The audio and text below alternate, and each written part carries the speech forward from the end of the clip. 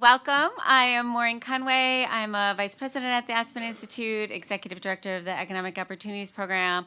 I am so thrilled to welcome you all to day 2 of the Employee Ownership Ideas Forum, and to welcome you to the Aspen Institute. Thank you all so much for joining us today. Before we begin, I'd like to also thank our principal supporters, the Ford Foundation, Prudential Financial, Sorensen Impact Foundation, JP Morgan Chase, and EO Equals for their generous support of this event. And we'd also like to thank McKinsey & Company for their support. This gathering wouldn't be possible without everybody's support, so we really appreciate their generosity. Yesterday was just an extraordinary day. We heard from political leaders, from worker owners, from business founders, from advocates and researchers and practitioners. And we explored not just the mechanics and the how-tos of employee ownership, but probably spent more time on some of the larger questions that bring us together. How do we build an economy that creates real opportunity? How do we ensure that prosperity is broadly shared?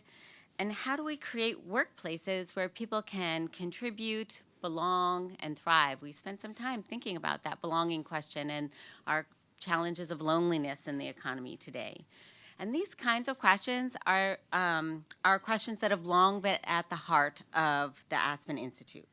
When the Institute was founded more than 75 years ago, it was created as a place where leaders could come together to wrestle with some of society's most enduring questions.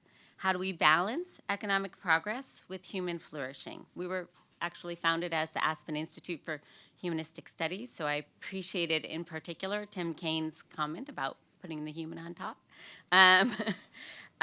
We are humanists, maybe more than capitalists, but anyway. What responsibilities do we have to one another as citizens? And how do we build institutions that support both individual opportunity and a good society or the common good? And those questions are very relevant today, just like they were 75 years ago. As we discussed yesterday in our conversation about Louis Kelso, ideas about ownership, participation, and economic opportunities have deep roots in American history and American thought. And they have profound relevance for our future. At a time of rapid technological change and growing concerns about economic inequality, employee ownership offers a practical way to connect business success with shared prosperity. That's one reason I'm so delighted we are gathered here today. The conversations we are having are not just about ownership structures or business models, they're about how we build an economy in which more people have a meaningful stake in success. So thank you all so much for being part of these conversations, for being part of this work, and for bringing your energy, ideas, and commitment to this work. And now it is my great pleasure to invite my colleague, Bill Castellano, Executive Director of the Rutgers Institute for the Study of Employee Ownership and Profit Sharing, to the stage. Thank you, Bill.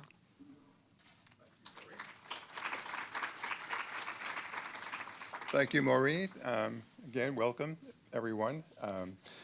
We're very proud of the relationship we have with the Aspen Institute at Rutgers. We do quite a bit of research in this space, and I think we had a really meaningful and eventful first day, and we're really excited about continuing hearing from many thought leaders that are going to be presenting their ideas and their solutions to help expand employee ownership, something that we believe is very much needed. I think we're all familiar with all of the exponential advances of technology, AI, robotics, demographic trends, and the impact that it's having on the workplace and the economy. And we firmly believe that employee ownership is one viable solution. And so we're pretty excited about today, and I'm very, very pleased to welcome our first speaker, Paula D'Ambrosa. Paula is a leader with deep expertise in inclusive wealth building and shared prosperity.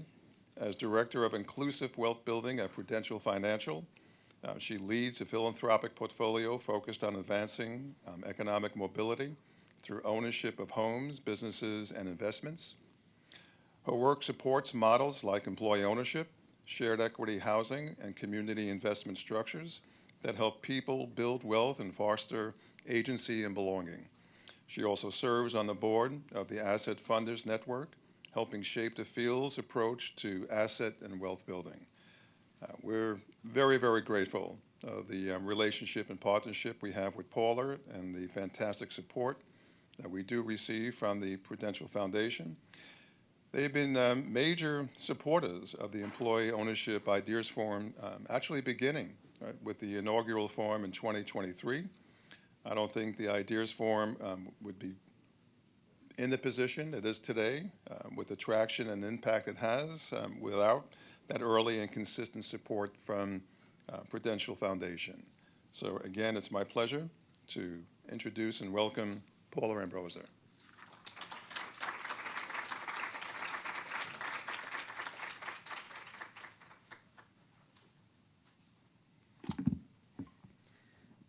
Good morning, everyone, and thank you, Bill.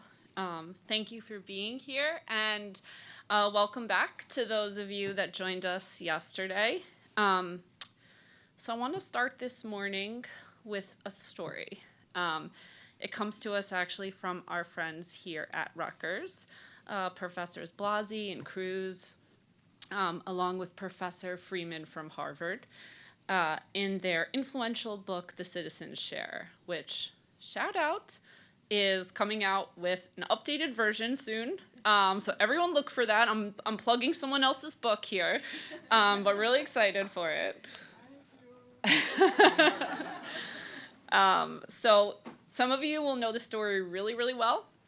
But for those of you particularly who are newcomers to this space, I think this story might be new. So it's the 1790s.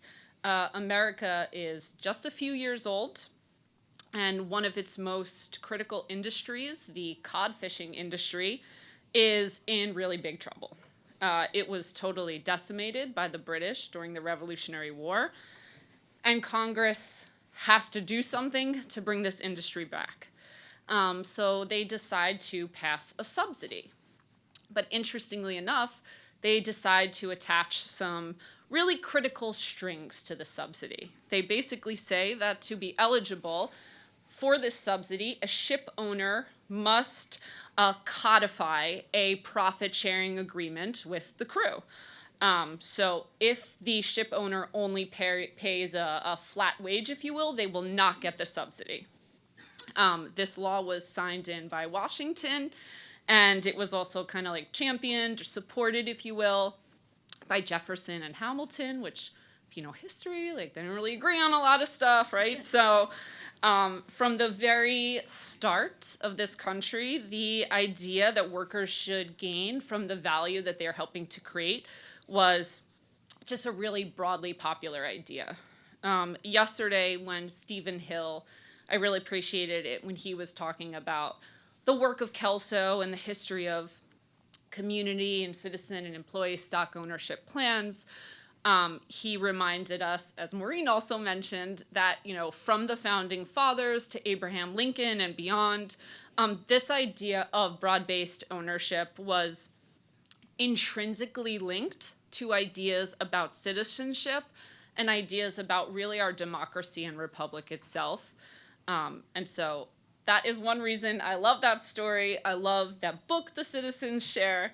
And it's a reminder that this in some ways can feel a little distant, having taken place in a totally different economic environment, but in many ways it's also incredibly relevant to the moment we are at. Here we are, more than around 200 years later, we are standing on the edge of another huge economic shift. We are in the middle of a huge economic shift. As we know, right, macroeconomic picture is changing daily, AI is coming up, but we're facing fundamentally really the same question that Congress was faced with back in the 1790s. And the question is, how do we drive economic growth and economic dynamism while also making sure that everyday people get to share in what is being created, in what they are helping to create. And so that's why I believe employee ownership is kind of both an idea old and new, and ultimately, an idea whose time has come. A lot of people have said that for a long time, but in this case, I mean it to say that the idea has actually been here from the beginning. So its time is now because it's kind of always been its time. As Bill mentioned, my name is Paula D'Ambrosa, and I lead our work at Prudential, our philanthropic work around building an ownership economy.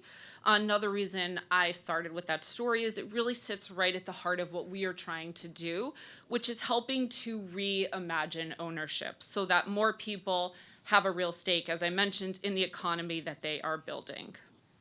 Today's agenda builds on yesterday's. We'll hear about big ideas for scaling employee ownership, ways to move kind of some serious institutional capital into the space, and how to grow a genuine ownership culture inside these companies. And of course, we will dig into something that I personally have been thinking a great deal about, which is whether the wealth that AI creates flows primarily to those who already own capital or whether workers and everyday people get a real stake in it.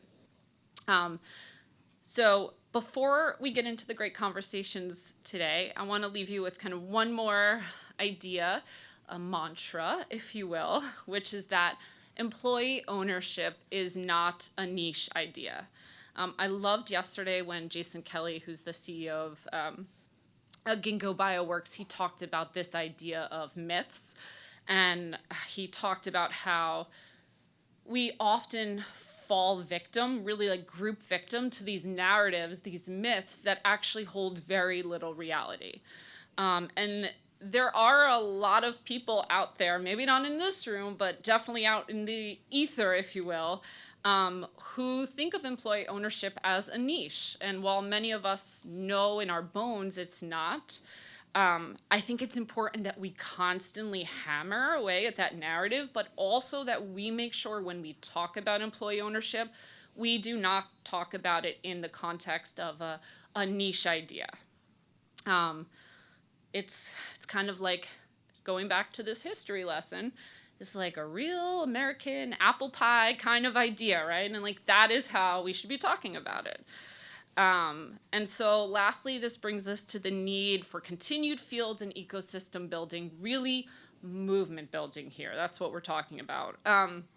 Lauren Rogers, also want to give a shout out to him because yesterday he gave us some super concrete and actionable ways that we can continue to really like build this field and actually achieve the things that we say we want to achieve. So I loved some of his ideas, like a shared website, shared information portals, like field-wide responses to AI or other types of things. And I know he listed out several other ideas, so everyone go talk to him at some point and pick his brain. I will add also the continued need for a coordinated story, one that kind of positions EO like not as a possibility, not as an option, but as an inevitability. Going back to this idea of myths, we can just as easily create another narrative, another myth, if you will. It won't be a myth, it'll be like a reality, right?